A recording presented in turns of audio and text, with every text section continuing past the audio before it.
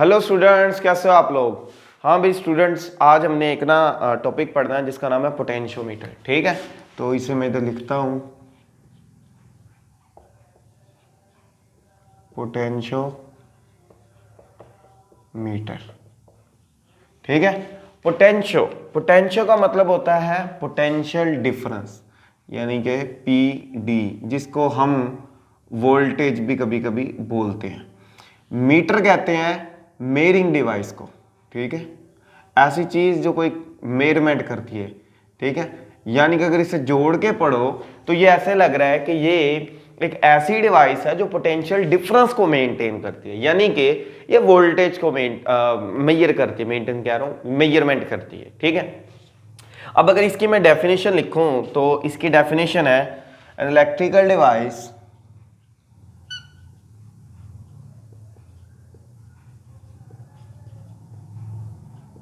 which is used to measure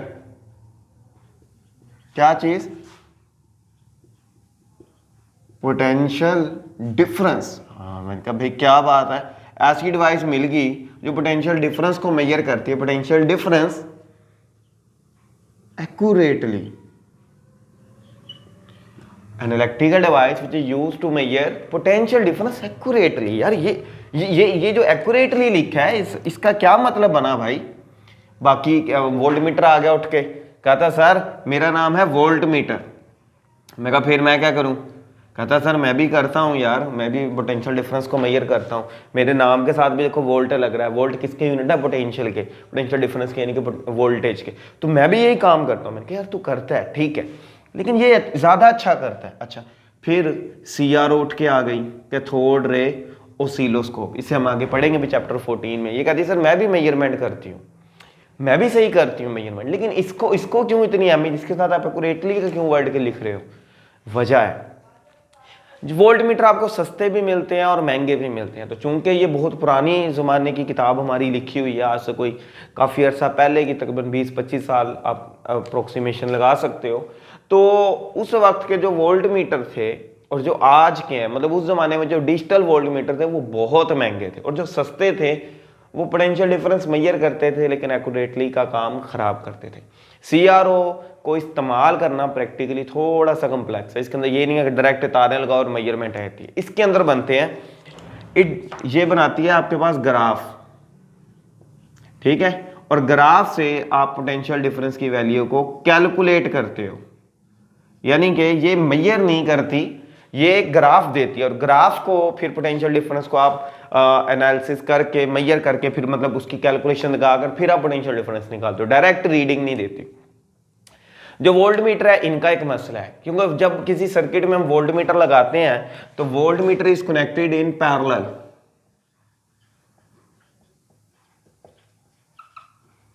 always connected in parallel. तो volt meter हमारे पास parallel लगता है। अभी एक सर्किट बनाता हूं और फिर आपको समझाता हूं कि ये क्या कहना चाह रहा है। जैसे फर्ज कर लो ये बल्ब है और इधर हम एक लगाएंगे वोल्ट मीटर। तो अगर आप देखो तो ये वोल्ट मीटर आपकी सोर्स ऑफ EMF से कैसे कनेक्ट हुआ है, पैरेलल। ठीक है, अब इसकी रेजिस्टेंस क्या है, the resistance of volt meter should be very high, resistance of volt meter must be high. Volt meter की रेजिस्टेंस ज्यादा होनी चाहिए क्योंकि ये लगा है आपके साथ पैरेलल में। अब यहां पर करंट इस पॉइंट A पर आने के बाद करंट कहेगा यार मेरे को तो मिल रहे हैं दो रास्ते, तो क्यों ना ऐसे रास्ते से जाऊं जिसकी रेजिस्टेंस क्या हो, कम हो। अगर if the resistance of volt meter is less then circuit, then most of the current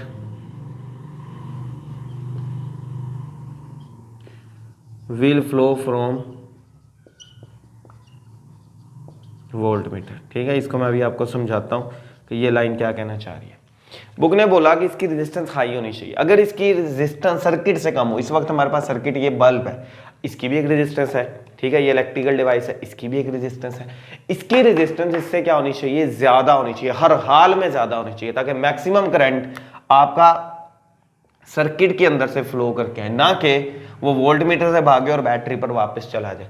क्योंकि अगर इसकी रेजिस्टेंस आपके वोल्ट मीटर की कम हुई तो मेजॉरिटी करंट इधर से गुजरेगा, सर्किट के अंदर से करंट गुजरेगा ही नहीं। तो आपको लगेगा यार ये करंट पता नहीं कहाँ रफू चक्कर हो गया, वो करंट असल में वोल्ट मीटर से रफू चक्कर होकर वापस अपना चक्कर पूरा करके आ गया लूप, लेकिन आपके सर्किट से करंट नहीं गुजर रहा। अगर इसकी रेजिस्टेंस हम हाई रखेंगे, अगर लो रखेंगे तो ज्यादा से ज्यादा करंट इधर से गुजरेगा, तो ये अपने अक्रॉस मेजरमेंट दे देगा, जो कि सर्किट के अक्रॉस मेजरमेंट नहीं देगा। यानी कि V = IR को इस्तेमाल करते हुए ये इन दो पॉइंट के अक्रॉस देगा, लेकिन चूंकि मेजॉरिटी करंट इसमें से गुजर रहा है तो इसके अक्रॉस जो सर्किट के अंदर करंट जाना था बल्ब के अंदर वो अल्टर मीन चेंज हो जाएगा। तो फिर जाहिर सी बात अगर आई चेंज तो ओवरऑल वोल्टेज की वैल्यू में भी क्या आ जाएगा, फर्क आ जाएगा।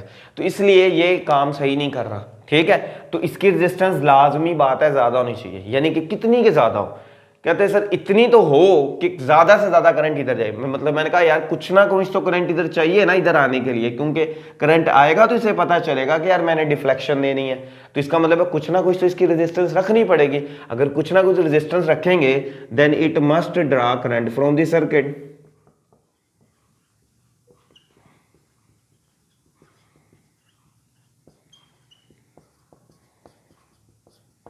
तो अगर कुछ ना कुछ इसकी मैं रेजिस्टेंस रख भी दूं फिर भी ये सर्किट से क्या ड्रा करेगा, करंट ड्रा करेगा। अगर करंट ड्रा करेगा इसका मतलब मेजरमेंट तो कर लेगा, लेकिन चूंकि कुछ करंट में करप्शन हो गई, करंट चेंज हो गया, अल्टर हो गया, करप्शन हो गई, तो फिर मेजरमेंट तो आएगी, लेकिन मेजरमेंट 100% हम ये नहीं कहेंगे कि यार बिल्कुल ठीक है, ये मेजरमेंट में थोड़ा सा क्या होगा, घपला। इसलिए बुक ने एक लाइन लिख दी इधर, बुक ने इधर लिख दिया not,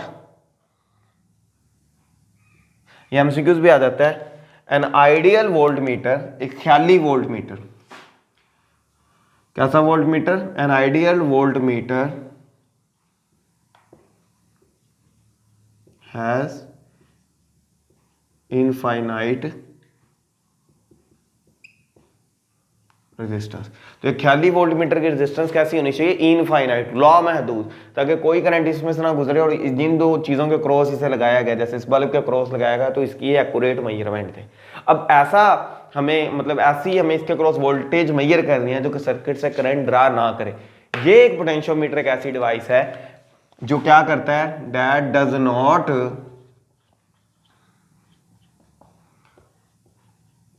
draw current from circuit. ये सर्किट से करंट ड्रा नहीं करता और फिर भी पोटेंशियल डिफरेंस की क्या कर देता है, मेजरमेंट कर देता है। कैसे करता है इसको हमने आज देखना है जरा डिटेल में। ठीक है, उससे पहले मैं आपको पोटेंशियल डिफरेंस का एक छोटा सा कंसेप्ट रिव्यू करवाऊंगा दोबारा से, उसके बाद फिर हम देखते हैं। ठीक है जी, ये समझ आ गया कि ये हम क्यों लगाते हैं। और CRO तो महंगी बहुत है और कम्प्लेक्स है यूज करना, इसलिए उससे हम करते नहीं है। अब ये पोटेंशियल मीटर जो है ये होता क्या है, ठीक है, इसकी वर्किंग और कंस्ट्रक्शन में क्या क्या चीजें आएंगी। उससे पहले आप देखें कि पोटेंशियल डिफरेंस है क्या। अब अगर फर्ज कर लो ये मेरे पास एक रेजिस्टेंस है, ठीक है, इसके क्रॉस मैंने एक वोल्टेज लगा दी, ठीक है, इसके क्रॉस क्या लगा दी, एक वोल्टेज। वोल्टेज का मतलब इधर हम अब से EMF लेंगे, जैसे हमने लास्ट टाइम पढ़ा था। ये एक साइड इसकी होगी पॉजिटिव और एक साइड होगी इसकी नेगेटिव। पॉजिटिव से करंट चलेगा और नेगेटिव की तरफ आएगा, जिससे हमने पहले कहा था कि ये साइड होती है हायर पोटेंशियल और ये साइड होती है लो पोटेंशियल। तो हम कहते थे high potential minus low potential, जो मतलब पोटेंशियल VV आएगा तो वो हमारे पास कहलाता है पोटेंशियल डिफरेंस, जो कि इधर पोटेंशियल डिफरेंस है V - 0 which is equal to V, जो कि मैंने इधर V लिखा। इसका मतलब यह है कि इसकी हायर साइड V पोटेंशियल पर है और लोअर साइड 0 पर है, जिसको मैं इधर लिखूंगा ये साइड V पर है और ये साइड 0 पर है। इसका मतलब ये है कि जब इधर से करंट इधर से चल चल के भाई साहब इधर आ रहा है तो इस साइड पे पोटेंशियल की वैल्यू कम होती जा रही है। जैसे कि इधर आ जाएगी V - 1 V - 2 V - 3 और करते करते करते करते अप टू एंड तक कितनी हो जाएगी, 0। ठीक है। इसको आम अल्फाज में मैं आपको यूं समझा देता हूं कि अगर मेरे पास कोई बैटरी और जिसके अक्रॉस पोटेंशियल डिफरेंस की वैल्यू है, यानी कि ये बैटरी है और ये 9 वोल्ट की है, इसका मतलब ये है कि इसकी हायर साइड 9 पर और लोअर 0 पर, तो डिफरेंस कितना आएगा 9 का।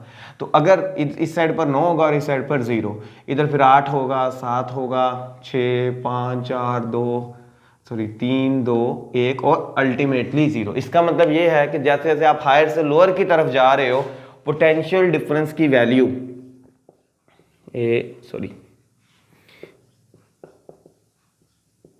Potential difference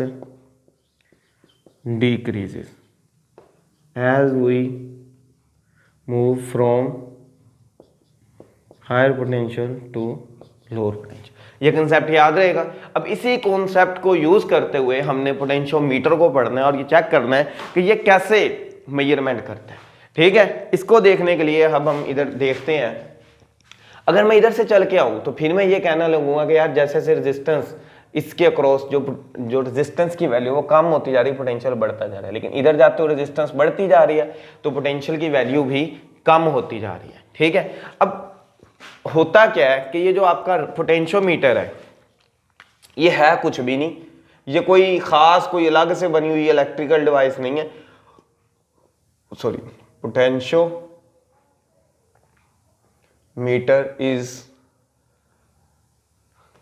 is a special arrangement of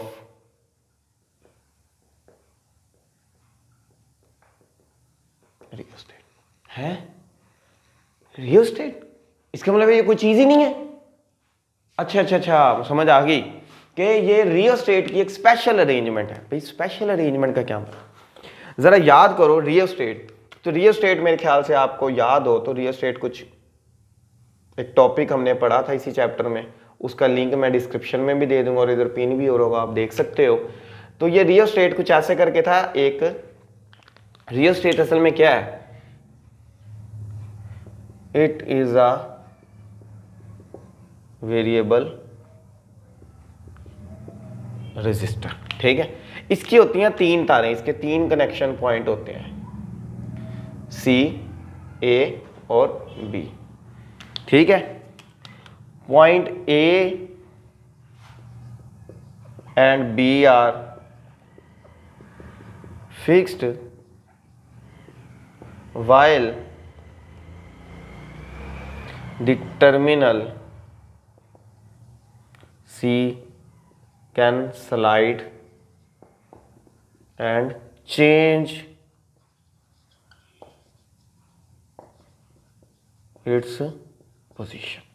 ठीक है, जो टर्मिनल C है वो स्लाइडिंग कर सकता है, और अगर स्लाइडिंग कर सकता है तो जाहिर सी बात है कि वो अपनी पोजीशन को भी चेंज कर सकता है। ठीक है, अब ये बनता कैसे है तो ये भी देख लेते हैं। ये कंसेप्ट याद हो गया ना, इसको जेन में रखना बस आपने थोड़ी देर के लिए। ठीक है, एकदम मस्त जेन में फिट कर लो अपने दिमाग में। ठीक है, अब ये जो बनता कैसे है, ये क्या होता है कि एक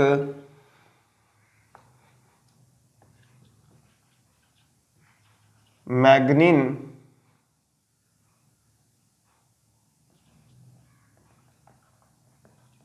वायर होती है, wire is wounded on a core and act as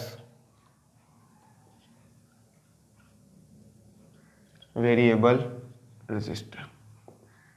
अच्छा जी, ये क्या कह रहा है, ये कह रहा है कि हमें पता है कि रेजिस्टेंस डायरेक्टली टू लेंथ। ठीक है, एक वायर होती है, अलाय होती है, ये मैग्नेट, इस अलाय के अंदर डिफरेंट मतलब आपके जो मेटल्स होते हैं उनको मिक्स करके अलाय बना देता है, और इसकी रेजिस्टेंस अप्रोक्सीमेटली सेम रहती है टेम्परेचर के चेंज होने से। मतलब इसके ऊपर टेम्परेचर चेंज का इफेक्ट कम है करंट के गुजरने से। ओवरऑल ये समझ लो, वहाँ पे हमने डिटेल में पढ़ा था।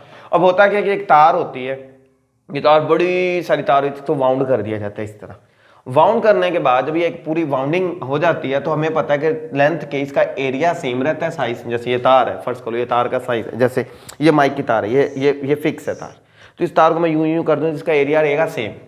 लेकिन इसके जो 2 किनारे हैं वो हमें पता है A और B, ये जो C है ये इस तार के ऊपर कहीं पे भी टच कर सकता है। तो अगर मैं इन दो पॉइंट्स के दरमियान में रेजिस्टेंस लूं तो मुझे नजर आएगा कि अगर मैं C को A की तरफ लेके जाऊं तो ये तार की लेंथ कम होगी, लेंथ कम होगी तो ओवरऑल इसकी रेजिस्टेंस भी कम होगी। और अगर इसे मैं B की तरफ लेके जाऊं तो लेंथ बढ़ेगी तो रेजिस्टेंस भी बढ़ेगी। समझ आ रहा है बात का?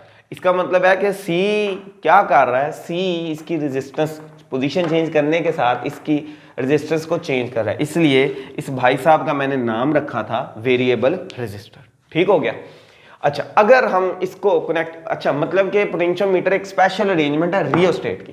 अब रियोस्टेट की स्पेशल अरेंजमेंट कैसे है वो जरा हमने देखना है कि ये किस तरह मेजरमेंट करेगा हमारी इधर कैलकुलेशन में। ठीक है, तो इसको बनाने के लिए मैं इधर क्या करूंगा, मैं एक छोटा सा सर्किट डिजाइन करता हूं और उस सर्किट को समझता हूं, फिर इसको पोटेंशियल डिवाइडर के तौर पर मैं यूज करता हूं। ठीक है, फिर मैं देखता हूं कि क्या ये वाकई पोटेंशियल डिवाइडर का काम करता है या नहीं। ये तो आपकी main source of EMF battery.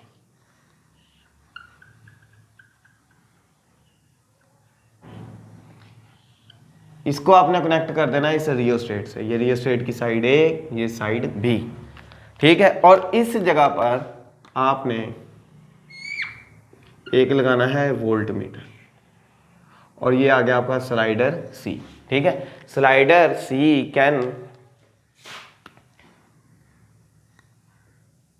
ठीक है, ये पॉजिटिव ये नेगेटिव। ठीक है, slider C can change the resistance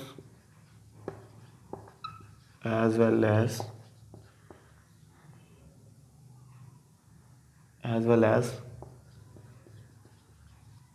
potential between point A and C। ठीक है, अब जरा देखते हैं, ये वोल्ट मीटर मैंने जरा चुन्नू सा बना दिया, इस वोल्ट मीटर को चुन्नू को जरा मैं बड़ा करके बना देता हूँ। ठीक है, अच्छा अगर आप थोड़ी देर के लिए सोचो ये ग्रीन वाली लाइन नहीं है, तो जब आप कहोगे सर ये ग्रीन वाली लाइन नहीं है, तो इस पूरी जो रियोस्टेट है इस पूरी की एक लेंथ होगी। ठीक है, और अगर पूरी लेंथ है तो इसकी रेजिस्टेंस भी पूरी आर होगी, कैपिटल आर। सही हो गया, इस पूरे की रेजिस्टेंस है कैपिटल आर और सर्किट से ईएमएफ से ये करंट आ रहा है, जिस करंट का नाम इधर मैं रख दूंगा आई। इधर आ रहा है, सॉरी इधर से जाना था और इधर से जा रहा है। सही हो गया, तो मुझे ये पता होगा कि यार इस साइड पे ई हायर साइड है तो इस साइड पर पोटेंशियल होगा ई और इस साइड पर कितना होगा 0। इसका मतलब है जैसे जैसे मैं इधर आता जाऊंगा पोटेंशियल की वैल्यू इसके क्रॉस कम होती जाएगी, पोटेंशियल की वैल्यू इसके क्रॉस कम होती। हरी लाइन को इग्नोर कर दो एक बार, बस इसको देखो कि एक रेजिस्टर और ये बैटरी लगी। Then according to Ohm's law,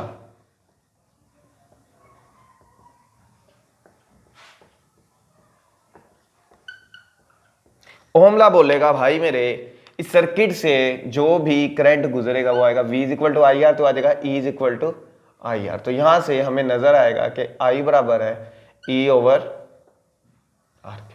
सही हो गया, मतलब E ओवर इस सर्किट की पूरी रेजिस्टेंस। लेकिन अगर आप सोचो थोड़ी देर के लिए, मैंने जो वोल्ट मीटर लगाया है ये किसके क्रॉस लगाया, A और C के। तो जैसे जैसे मैं इस C को A की तरफ लाऊंगा तो आप देखोगे कि ये वोल्ट मीटर का ये वाला टर्मिनल, इसको मैं नाम दे देता हूं टर्मिनल नंबर क्या नाम दे इसको दे देते हैं X और इसको दे देते हैं Y। तो आप देखोगे वोल्ट मीटर तो दो चीजों के क्रॉस पोटेंशियल मेजर करता है। तो जब मैं C को A की तरफ लाऊंगा तो जो Y वाली साइड का पोटेंशियल और X वाली साइड का वो तो हो जाएगा सेम। तो जब सेम पोटेंशियल हो तो पोटेंशियल डिफरेंस कितना बनेगा 0। तो इसके क्रॉस जो आंसर आएगा, जो रीडिंग आएगी, ये एक आम वोल्ट मीटर है। ठीक है, सिर्फ एक कैलकुलेशन के लिए, ऑब्जर्वेशन के लिए, कि इससे हमने काम नहीं लेना, काम किसी और चीज से लेना। ये तो सिर्फ एक आपको समझाने के लिए बुक ने बताया कि हमने इससे करके चेक किया था एक बार। तो ये दोनों हो जाएंगे सेम साइड पर और आंसर आ जाएगा 0। लेकिन जैसे जैसे एज सी मूव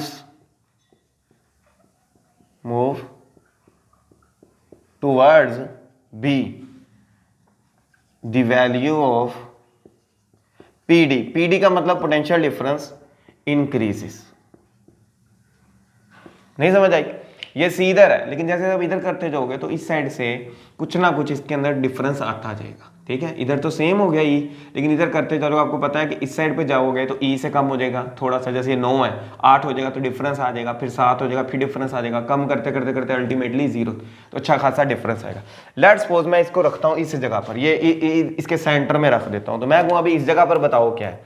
तो अगर आप इस जगह पर देखो गौर से, तो इस जगह पर अगर मैं इस को यूज करूं कि रेजिस्टेंस डायरेक्टली टू लेंथ, तो अगर इधर लेंथ सारी इस्तेमाल हो रही है, नहीं लेंथ का कुछ पोर्शन इस्तेमाल हो रहा है स्मॉल, तो जाहिर सी बात है कि अगर थोड़ी लेंथ इस्तेमाल हो रही है तो रेजिस्टेंस की वैल्यू भी होगी कम। तो इस जगह पर मैं अगर ओहम लॉ लगाऊं तो मैं क्या लिखूंगा, मैं लिखूंगा इस जगह पर जो पोटेंशियल आ रहा होगा V, वो आएगा V is equal to I into R,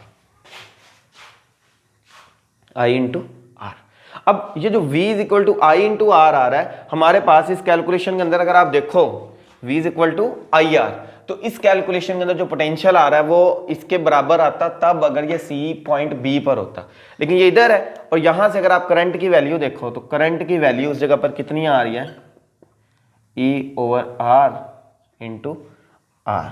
यही बन रहा है कि ये पोटेंशियल डिफरेंस है बिटवीन A एंड C, और ये बराबर आ रहा है V के, और I किसके बराबर था, सर्किट का E over R।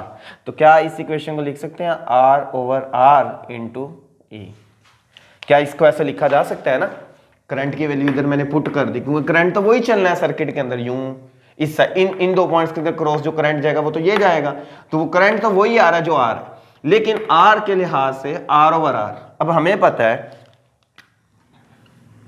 As R is less than R is less than R, तो R की वैल्यू R से कम है, तो कम होगी, कम को ज्यादा डिवाइड करें तो आंसर जाहिर सी बात इधर आएगा कम। लेकिन अगर मैं इसको स्लाइडर को मूव करता जाऊं कौन सी तरफ, पॉइंट B की तरफ, पॉइंट B की तरफ, तो होगा क्या कि R की वैल्यू R इंक्रीजेस, R बढ़ना शुरू हो जाएगा एंड बिकम्स अल्टीमेटली जब C पॉइंट B पर आ जाएगा बिकम्स कैपिटल R।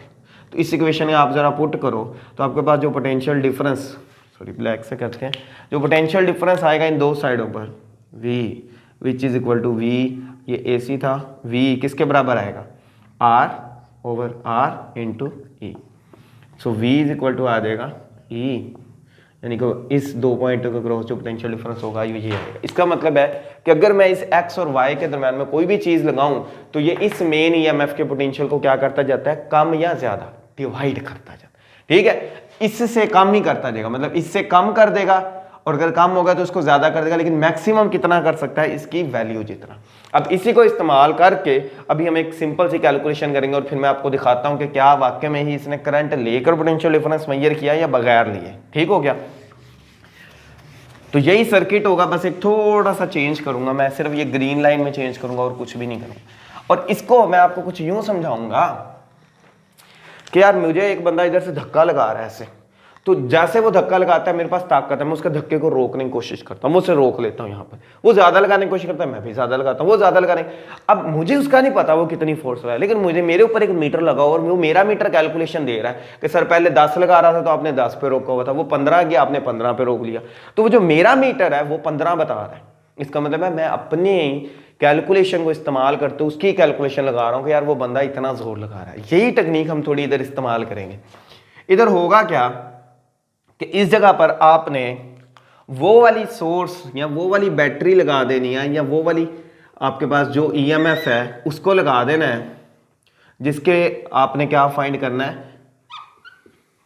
पोटेंशियल, यानी कि एक्स ईएमएफ एक्स, इसकी हमें ईएमएफ की वैल्यू नहीं पता। इधर आप लगा दोगे एक गैल्वेनोमीटर और ये स्लाइडर आ जाएगा सी। गैल्वेनोमीटर आपको कल बताया था, गैल्वेनोमीटर कुछ इस आकार का ऐसा होता है, डब्बा सा, मतलब एक डिवाइस ही होती है, उसके दरम्यान में सुई होती है, इधर कैलिब्रेशंस होती हैं, और इधर इसकी वैल्यू होती है सेंटर में 0। अगर इसके ऊपर करंट है तो इसकी सुई हिलती है, लेकिन अगर इसके अंदर करंट ना हो और इसकी दोनों साइडों पर वैल्यू सेम हो जाए, और यहां पर इसके दो टर्मिनल होते हैं जहां पर हम इसे अटैच करते हैं, तो अगर if the needle is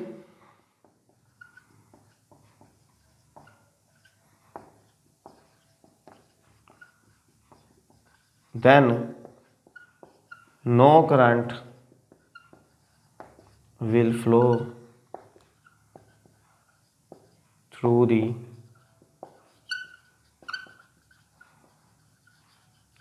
galvanometer से कोई करंट फ्लो नहीं करेगा।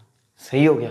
अच्छा, अब मैं क्या करता जा रहा हूं, यहां पर गैल्वेनोमीटर की सुई पर आ रही हैं डिफ्लेक्शंस, मैं इस स्लाइडर सी को एडजस्ट कर रहा हूं, मैं इसको कुछ ऐसा एडजस्ट करूंगा कि जहां पर इस सोर्स की वैल्यू, इसका पॉजिटिव इधर करंट लाने की कोशिश कर रहा है और इसका पॉजिटिव इधर, तो एक ऐसा वक्त भी आएगा इस जगह पर एक ऐसी रेजिस्टेंस आएगी जिस रेजिस्टेंस का नाम होगा स्मॉल आर।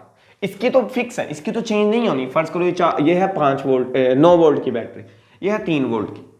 मुझे पता है कि इधर से मैं इधर जाता जाऊं तो इसके क्रॉस पोटेंशियल की वैल्यू कम होती जाती है। फर्ज कर लो मैं इधर से इधर करता गया, एक ऐसा वक्त आएगा जहां पर 6 आ जाएगा, तो 9 में से 6 का तो आंसर बचेगा 3। ये धक्का लगा रहा है इधर के लिए, ये धक्का लगा रहा है इधर के लिए, तो जब दोनों पोटेंशियल सेम, सर्किट से कोई करंट फ्लो नहीं होगा, सुई कहां पर आ जाएगी, 0 पे। तो मुझे इसकी कैलकुलेशन का पता है कि ये कितने पर जाकर इसने 0 किया, वो मैं हूंगा उस वक्त, मतलब ये वाला बंदा मैं हूं। मैं वो ताकत अपने ऊपर नोट कर लूंगा कि यार मेरी इस जगह पर ताकत कितनी हो गई थी, फर्ज कर लो 3, तो फिर इसका मतलब है कि इस मेरी 3 इसकी 3 के बराबर हुई तो करंट 0 हुआ, हम रुक गए। वो रुकना इधर इसकी वैल्यू होगी। ठीक हो गया। तो मैं कहूंगा कि इसके अक्रॉस जो पोटेंशियल डिफरेंस होगा EX, जो पोटेंशियल डिफरेंस V और AC के दरमियान में, उसका नाम मैं क्या रख रहा हूं अब से, EX, A और C के दरमियान में, which is equal to I into small r। ठीक है। एज बाई वी नो, हमें पता है कि जो इस सर्किट का करंट है वो किसके बराबर है, सर्किट का करंट वो किसके बराबर है, I बराबर आया था E over capital R। By putting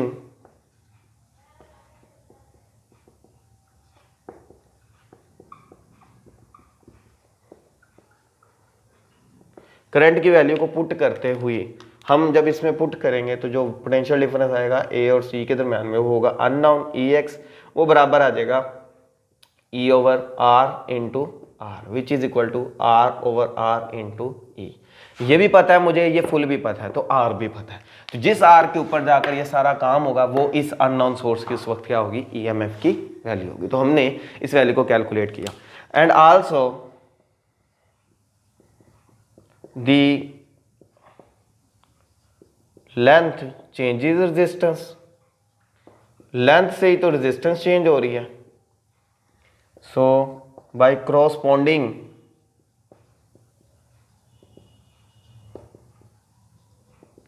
length to resistance we can write as, हम इसे ऐसे लिख सकते हैं कि अगर मैं कहूं कि E अननोन EMF EX है, तो स्मॉल r की जगह पर small length divide by capital R की जगह total length multiply by the EMF। तो अगर मुझे रेजिस्टेंस नहीं भी पता तो मैं इस सर्किट की टोटल लेंथ को इसकी स्मॉल लेंथ जो बन रही होगी उस पर डिवाइड कर दूंगा, वो उस पर, और इसकी जो EMF जो मैंने इधर लगाई होगी वो इधर आ जाएगी। लेकिन कोशिश ये होगी कि जो अननोन EMF है वो इस EMF से क्या होनी चाहिए, कम होनी चाहिए, तभी कैलकुलेशन। अगर ज़्यादा हुई तो फिर ये स्टेट से आउट ऑफ द वे काम निकल जाएगा। तो ये वाली कैलकुलेशन की। लेकिन जब इसने कैलकुलेशन की तो किसी ने गौर किया कि मैंने कहा यार सुई 0 पर आ गई। 0 पर तो तब आएगी, 0 पर कब आएगी, व्हेन ये जब सर्किट से करंट फ्लो नहीं करेगा। इसका मतलब है इस बंदे ने करंट भी नहीं लिया, फिर भी मुझे इसकी पोटेंशियल डिफरेंस यानी कि EMF की वैल्यू को कैलकुलेट करके दे दिया। इसलिए बड़ा अच्छा बच्चा है, इसलिए इसका नाम क्या रख दिया हमने, पोटेंशियल मीटर। तो पोटेंशियल को मेजर करने वाली डिवाइस। सही हो गया। अब इसको इस्तेमाल करते हुए आप 1 से या 2 या 3 चीज़ों की कैलकुलेशन भी कर सकते हो डिफरेंट EMFs की। ठीक है, उसके लिए मैं आपको एक डायग्राम से बना के दिखाता हूँ। फर्ज कर लो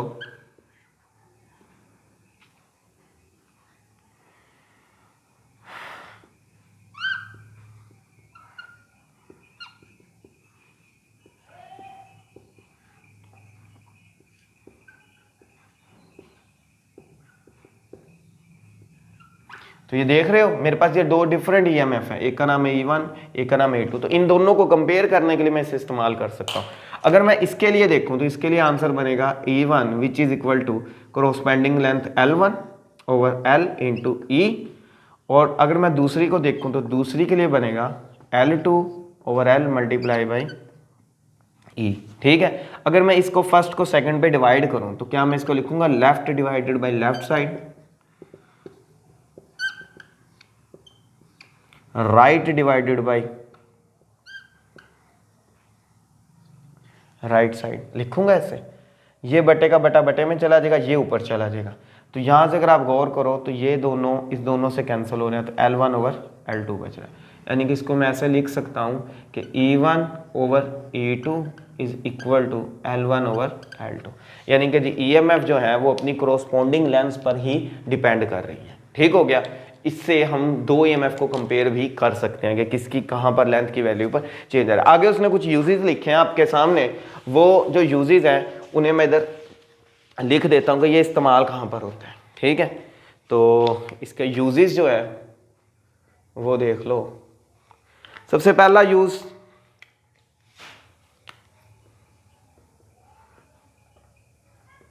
to measure potential difference accurately, to compare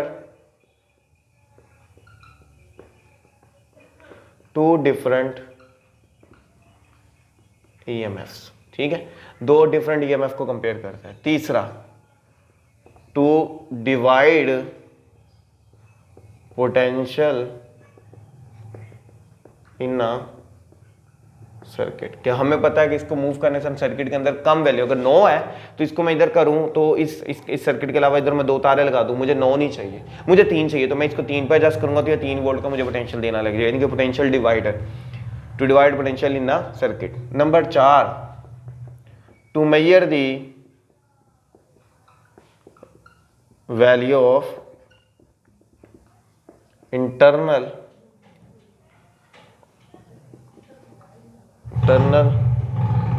resistance